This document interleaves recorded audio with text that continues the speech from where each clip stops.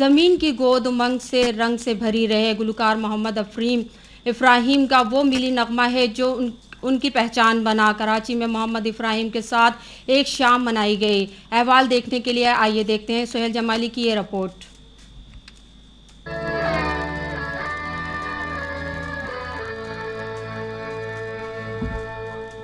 قومی ترانے کی دھن سے آغاز ہونے والی تقریب سے خطاب کرتے ہوئے مقررین نے کہا کہ ملی نغمے قوم میں وحدت کا عنوان ہیں اور ان نغمات نے قوم کو جگانے اور اس میں ولولہ پیدا کرنے میں اہم کردار ادا کیا ہے۔ قومی نغمے گانے والے گلوکاروں کی حوصلہ افزائی اچھی علامت ہے۔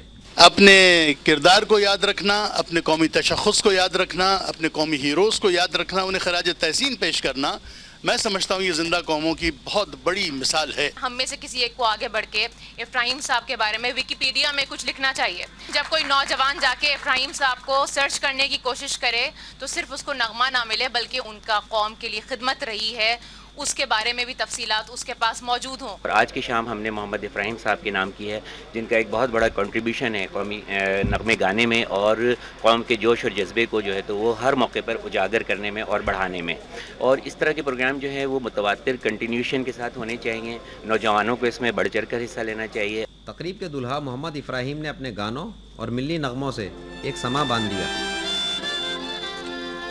زمین کی گود رنگ سے امنگ سے بھری رہے، زمین کی گود رنگ سے۔ پاکستانی گلوکاروں نے عرض وطن کے لیے جو گیت گائے ان کی مثال خطے کے دوسرے ممالک میں نہیں ملتی۔ ایسی تقریبات سے نئی نسل میں پاکستانیت کے جذبات مزید فروغ پاتے ہیں۔ سہیل جمالی، پاکستان ٹیلی ویژن نیوز، کراچی۔